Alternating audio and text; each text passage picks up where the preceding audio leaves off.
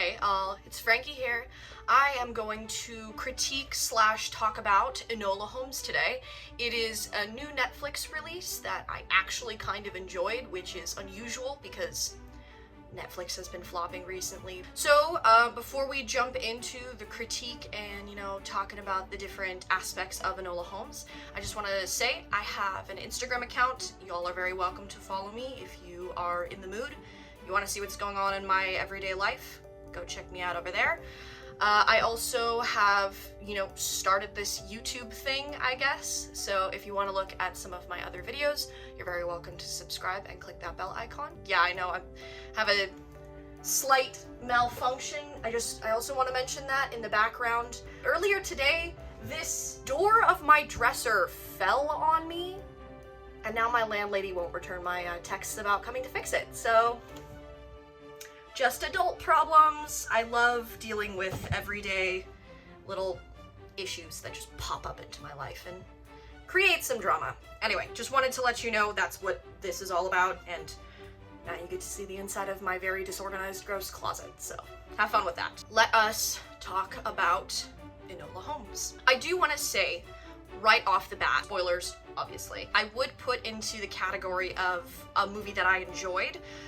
It was overall pretty good, but the beginning of the movie kind of is a little jarring to me. This movie starts out with Enola Holmes being abandoned by her mother on her 16th birthday. And the only way I can describe Enola in the very beginning of this movie is just happy. She's cracking jokes, she's like making fun of her brothers when she picks them up from the train station, and like, she's not sad or depressed at all about her situation, which I literally don't understand. I know what it's like to be abandoned. That's happened to me a couple of times in my life, and you don't crack jokes or are happy when someone decides to just drop you and leave without explanation. So the fact that she doesn't show any like sadness or, any of her hurt, which we know from this movie, Millie Bobby Brown can portray very effectively. She's good at the screaming and crying that comes later in the movie. So why the filmmakers decided to omit that from the beginning of the movie, which honestly should be one of the heavier parts of the movie, is very, very strange to me, and I feel disconnected from the beginning, just because it's like, oh, she's supposed to be feeling betrayed, and yet she's like smiling and having a grand old time. Anyway, that was just a weird choice to me, but I guess they do have to kind of draw the audience into the film, get people interested, and making a movie sad at the beginning is kind of not the best way to do that. I don't know, I just wish they had pushed the envelope a little bit more and made this like a darker film. It would have been a lot more intriguing and entertaining to watch. Tiny side note, in the very beginning, I didn't notice this until my couple of times watch through, but Mycroft Holmes, Enola's older brother, is kind of going over the different things that he's been paying for over the years. So a water closet and Enola's dance teacher and governess and all of that, and none of that ever happened. So my question is, was Enola's mom stealing money from her child and funneling it into her bomb-making business? I mean, where did that money go if not into her women, votes for women movement that she's creating, but also simultaneously a terrorist organization because they're making bombs? Weird family dynamic. I'm glad I'm not part of it. One technique that I did very, very deeply enjoy throughout this movie is the camera action and the fact that the directors and the camera men, that sounds sexist to say cameramen, but the camera people, they do a very, very good job of following moving objects with their camera. So we see it when Enola jumps down from the tree and she's hanging out with Sherlock. We see it just sprinkled throughout the movie. The camera isn't static. It doesn't just stay, follow the action of moving objects, moving individuals. It shows a level of professionalism, and it also makes looking at a flat two-dimensional screen a lot more interesting than just having a camera that's like this, basically. Looking at my face is obviously a lot less professional because my camera is stationary versus a company that has a bunch of people working on a set and like carrying their equipment around with them and showing motion. So, you know, just a little bit of comparison. I do want to touch on, along with the camera action, that throughout this film, the camera is a very integral part, and the fact that they are able to show a wide variety of different types of shots also helps with removing that very flat blankness that a stationary camera would be. So they have a lot of wide shots, aerial shots, micro up close shots.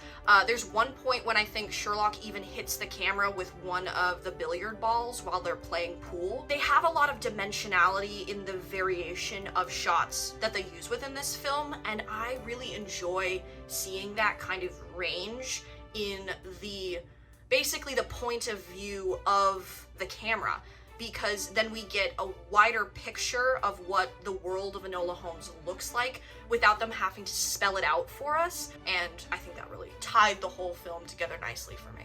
As we move through Enola Holmes, Enola is escaping from her brothers, and she gets onto the train dressed as a boy, and we are instantaneously set up with a new weird thing that's happening, where the Viscount, what's his name? Viscount Tewkesbury, Marquis of Basilweather, shows up because he cuts himself out of the bag, as one does. That scene was very entertaining, but I have to ask, because I am a humble American and I don't know how these British titles work, what is this dude's name? Like, Enola calls him Tewkesbury in the movie. Is that his first name? This boy, this teenager, is Tewkesbury his first legal name, or is it one of his titles? Because I genuinely just don't know what his name is versus what his titles are. I am confused. Someone please enlighten me on what this boy's actual name is, because it's confusing, and it confuses me the entire movie, and it's one of those points that just kind of pulls me out of the film, because I'm like, God damn it. The next kind of issue that I had with this movie, with Enola Holmes, was the fact that their green screen sucks, but they use it very infrequently throughout this movie, in like wider city shots, because even though you can tell instantaneously that it's green screen because of the kind of flatness of tone and the fact that people's edges look a little bit fuzzy when they walk past the green screen, they do use it so infrequently that it just gives like a tiny bit of spice, a little bit of depth to showing us more historical accuracy of the world back in the 1880s, which is when Enola Holmes is supposed to be set in. Except that ending shot when there's a literal, like, hot air balloon floating in the background, and I was like, what?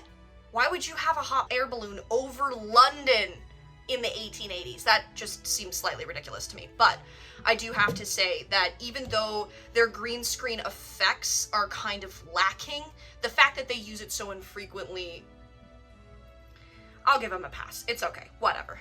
The one thing that's kind of tied in with like the green screen effect is like the artistic collage animation that they added into this film, which I found super entertaining and very beautiful to look at.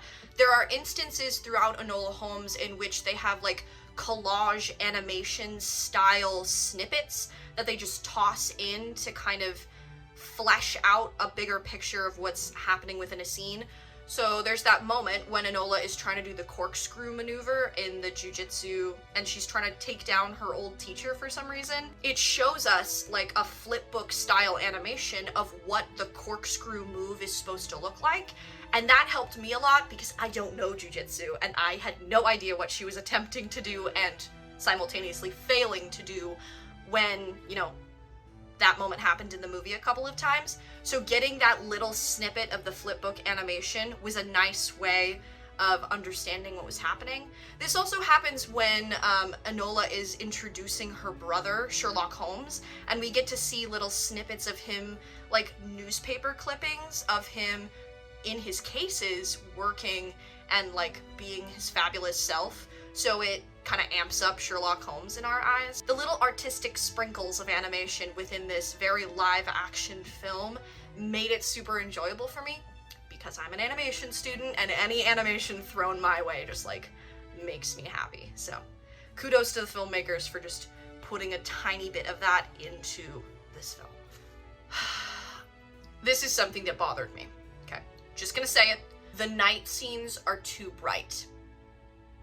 Every single time I see a night scene in this movie, and just mainstream media in particular, they always have to frame buildings with like a bright spotlight kind of off in the background, or, you know, just over light a set by pretending that it's like the full moon is out or some shit, when that is so unnatural, especially in a time when electricity wasn't mainstream and there weren't as many outside lights as modern day cities now currently have. It's very rare, at least in my eyes, to see a film which uses darkness to its full potential and use its ambiance to full effect.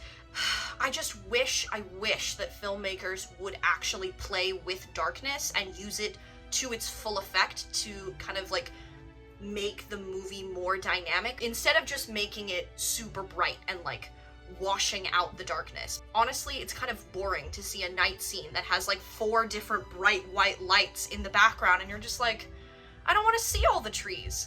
Normally at night you wouldn't be able to, so please show me some realistic night times. Is that too much to ask for? I feel like it shouldn't be too much to ask for. Now, a part that I really did enjoy about this movie is the fact that we do see Enola Holmes switching up the genders, because back in the 1880s, clothing was very gendered, as it still is today. But we do see her switching in between different genders of clothing throughout this movie, which I think we need to see more of. There needs to be more representation. It's used as a tool for her to get the job done, but it's also a way to introduce more of the LGBTQIA plus community into mainstream media. It's very subtle. It's a nice way of just hinting at the fact that it wasn't taboo for her to wear boys' clothing, and no one actually makes a big deal about it in this movie, which I deeply enjoy. And touching on that, I wanted to mention kind of the historical accuracy of the clothing within Enola Holmes. I myself am not a clothing historian, so I don't have as deep a knowledge about whether or not this movie does have historically accurate 1880s British clothing, but there is a fantastic YouTuber here on the platform. Their name is Carolina Zubrowski. I hope I'm saying that correctly. I'm so sorry if I mispronounced their name, but I will link their channel down below. This person is fantastic, and they did actually go over step-by-step different outfits within Enola Holmes and talk about the historical accuracy of their clothing. So please go check their video out. It is... Why did I just like grab my lips? Anyway, it's beautiful. I love their video. Please go check them out. One thing that I did find that was really nice within this film, and it made me vibe with Enola Holmes as a character more, is the fact that she talks to herself to process her feelings and emotions and reactions to different situations throughout this film. There's the portion of the movie where Enola Holmes has just gone to Limehouse, which is the place that her mother kept all the bomb-making supplies. She's talking to herself and kind of coming to the same conclusion that her brothers had in the beginning, where her mother was dangerous and maybe wasn't the best influence for a 16-year-old girl to have, because she stumbles across the bombs that her mother was taking part in mass producing. We really don't get the full picture of what they were going to use the bombs for. It's just speculated about because of the little like animation newspaper clipping type moments of explosions happening in that little scene in Limehouse. So we really don't know if that was the reason for the bomb making, but it's kind of suggested that that's the reason. So, piggybacking off of that, the moment where Enola was talking to herself, which I do a lot myself and love that she did that in this movie. That fight scene right after Enola gets drowned, love the part where she, like, winks at the camera. She's like, haha, I'm not dead. That was fantastic and cheeky. But I do have to say I'm a little skeptical about that fight scene, because even though I love the shift between her childhood fight with her mother and the fight that she's having with the bowler assassin, it feels as if the massive amount of, like, jump cuts in between those two fights was meant to distract us from the fact that the fight choreography was a little bland. And also, I don't think Millie Bobby Brown is very experienced with fight choreography. So even though the, like, bright green pops of color within the mother-daughter fight scene and the gray, grungy, like, explosive red dress fight scene with Bowler and Enola, it was a good, like, visual stimulation for my eyeballs. It wasn't necessarily the most interesting fight scene to look at. I honestly just wish that within action movies, the directors and choreographing, like, fight scenes, they would just pull the camera back, give us a wide shot for like 30 seconds, and let us look at some bad fight choreography. Because it's very obvious that they had to hide the fact that they were a little inexperienced by cutting up the scene so much and showing multiple different camera angles to bamboozle us into thinking it's much better than they actually are. And I'm sick of it. Please pull the fucking camera back, one camera, and just show us some dedicated masters at fighting. We need to see more of that in films, because I'm really tired of this, like, jump, jump, the shaky cam action where they get really in close to, like, the fight itself. They get really up close and personal, and then they just, like, jiggle the camera around, and it's like, no, I want to see the punches and the kicks and everything land. Just one of my little nitpicks, but that's this entire video, so. Let's talk a little bit about the way in which in this movie they portray characters' emotions and emotional growth. We get the scene where Enola Holmes realizes that she needs to go help the Viscount because he is ill-equipped to basically save his own life. The bowler assassin is trying to kill him, and she has enough compassion and, like, caring to realize that she can take on this guy, and she's gonna go actually find the Count and make sure that he's safe, even though that's not her job, even though her mother taught her not to worry about other people if it's going to put her life in jeopardy. Enola still doesn't listen, and she creates her own path and her own way of dealing with problems, and actually is, you know, trying to save this boy instead of just letting him fend for himself and inevitably die, which I love so much. There is such a wonderful range of emotion and different feelings and different ways in which the characters in this movie interact with each other. Enola has a very wide range of feelings and emotions, and she is the flip opposite side of the coin from Mycroft in that she actually wants to help people, and Mycroft is simply, like, using his power for selfish gains. So I like the fact that within this film, the characters themselves aren't just, like, flat, one-dimensional. They're given, like, one emotion that they're supposed to portray. They're given one way that they're supposed to interact with other people, and that's it. They actually do show quite a range, a depth of different feelings and of different, like, personal interactions between different characters in this film. So that made it very interesting to watch, and it kept my focus on the film. I have a little note here in my book that just says the ass shot, and I know exactly what I was talking about with that shot. It's this weird moment. I don't know why this, like, stuck in my head, but it's this weird moment within the film where Enola and the Viscount's grandmother are walking through the woods, and it's literally just a shot of their asses for like 20 seconds. Why did they put that in the film? Why is it so long? I'm confused. Anyway, it doesn't really matter. It's just like one moment in time that I was like, what? Why? I guess this kind of ties in with the, like, character talking to each other interactions that happen within this film, because that scene where Enola is within her girls' boarding school preparatory institute jail that she's living in, God, I'm so glad I never had to attend one of those. That interaction between Enola and Sherlock within the headmistress's office was very, very moving to me, because it shows, again, a wide range of emotions. They go through many different variants of feelings, and at some points Sherlock is like berating his little sister, at some points he's complimenting her for going to Limehouse before him and being smarter than he is. And he's also showing compassion by giving Enola the little pinecone fake dog named Dash. So that entire scene just kind of warmed my heart a little bit.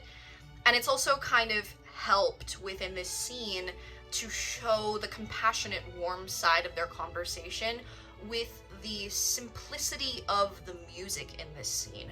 So the fact that it's such a simple piano kind of orchestral soundtrack, along with, specifically in this scene, I think it's like the ethereal singing voice of one singer, one piano, and it kind of little like tugs at my heartstrings a little bit, was very, very helpful. They don't have a heavy hand in every scene of just like, this is how you should feel. They let the actors work the scene and show off their ability to like pull emotion out of the audience very, very well.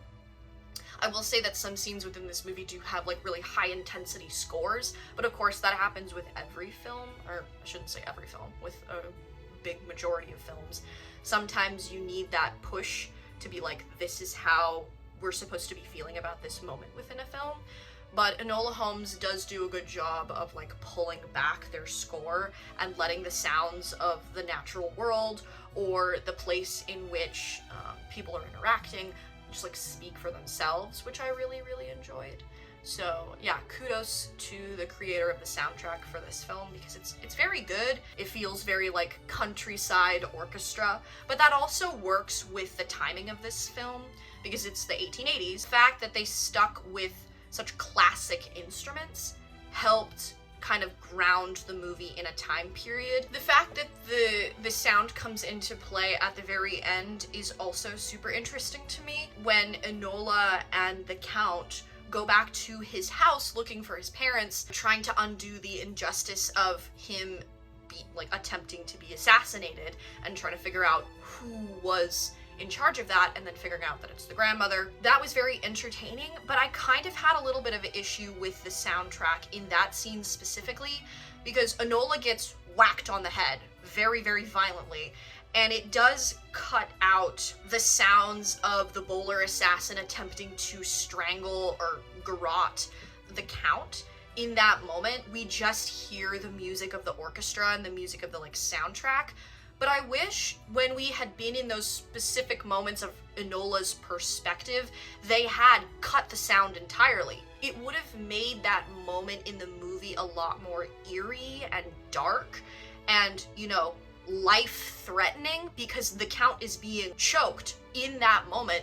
So omitting all sound would have, I believe, heightened the intensity of that moment, and I just wish they tweaked it a tiny bit in that moment for the sake of making it feel a little bit more high stakes. So one of the last things that I want to talk about in this review video is the fact that they have some excellent set design within this movie. So that really came to a conclusive end for me. The most amazing moment for me was that scene at the very end when the Count's grandmother shoots him in the chest, and that hallway with the black and white tiled marble, and then the window, I think they were window shutters that kind of reflected the same shape of diamond patterned light on the floor, and the fact that the entire scene is basically black and white. That, to me, was very interesting. The fact that it's a law and order kind of a movie, so, justice, to reflect the duality of good and bad, I don't know. But I really liked that they did that within this ending scene, because a lot of the scenes in this movie are very bright. There are a lot of colors, even in the dingy kind of like London, grimy, city-based scenes, there are also colors, and they aren't shy with showing off the range of saturation in color, showing off that they are good at playing with different types of lighting, so natural outdoor daylight, indoor smoky kind of subdued lighting. Of course, I already mentioned the whole not good at making a night scene actually look like night, but you know, most people slip up on that because it's just apparently all filmmakers are afraid of the dark or some shit. I don't know. I loved the set design within this movie. Enola's original house with all the ivy covering it, and like the laboratory feel of having plants and books and just like the dark mahogany, so beautiful. When they show the like Royal Academy and all the white marble and how like pristine and beautiful old London it looks, so gorgeous. The flower market, when they have all the different stalls and all the colors and the people swirling around, and yet it's still like in the heart of London. Just all the variations of the different kinds of sets that they used within this movie makes it very yummy for my eyes to look at. There's so many different props that, you know, are historically accurate that they laid on in the backgrounds of the different houses and the different scenes.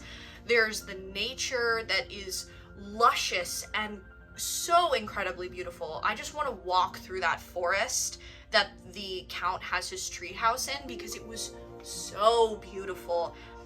I love that that was a part of this movie, and I'm like kind of proud that they used so many different beautiful sets to establish where we are within this film, because it was so pleasing to look at. And the final thing that I want to discuss about this film is the fact that it is a love story, but it's also a story of heartbreak and overcoming that heartbreak.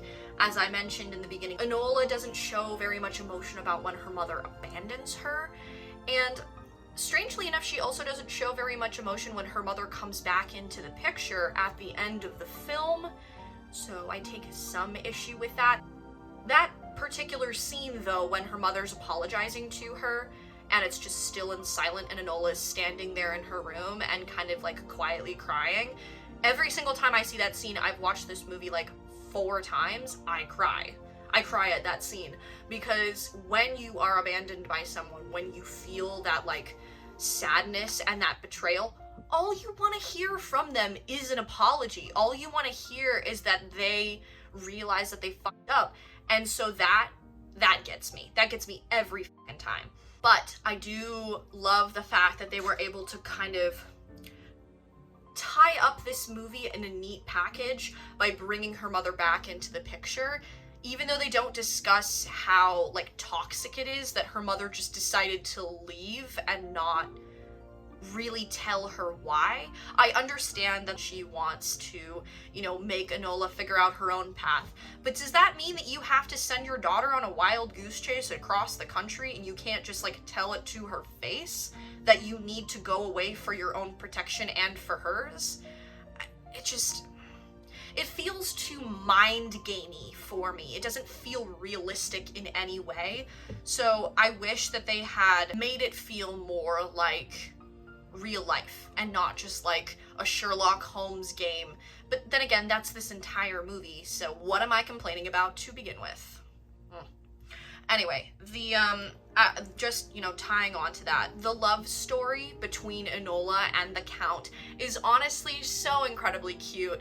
I love the fact that they kind of allude to Enola like warming up to him earlier on in the film, where she's just like breaking the fourth wall and smiling at the camera, and then like being super relieved when she does actually see him again and he shows up at her school, and just like their very subtle love story throughout this entire film, because that feels like what it's like to be in love at 16 years old. It's not just hot and heavy all in the beginning, and there's not like making out constantly. There are those simple moments when you like touch a person's hand and it just feels like your heart skips a beat, like when Enola is holding onto the Count's hand as he's about to go place his vote in the House of Lords, and how she's just kind of like a little bit overwhelmed.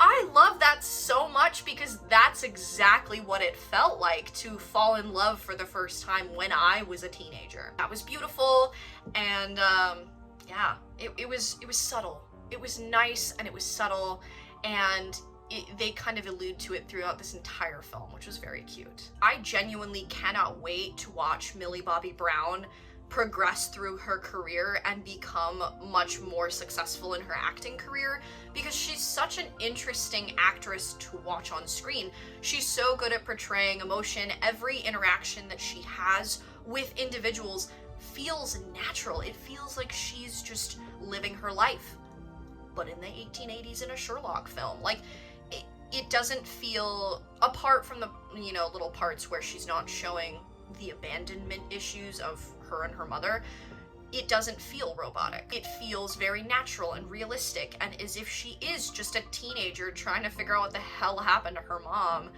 And yeah, I don't know. I'm such a fan of Millie Bobby Brown. I am going to love watching films and TV and anything that she comes out with, because this was such a pleasure.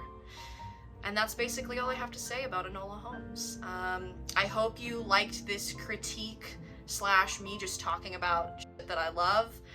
If you have any recommendations for other movies or TV or documentaries or whatever that you think I should talk about, I would love to hear them down in the comments section below. If you have any critiques yourself of Enola Holmes that you think that I either missed or that you just want to point out yourself, I would love to hear what you have to say. I always love engaging with, you know, critiquing different things, and this was definitely about a 9 out of 10 for movies for me. So yeah, I had a lovely time with this. I hope you all are taking care of yourself. You know, take care of yourself and take care of your loved ones, and yeah, I'll see you in the comment section and in my next video.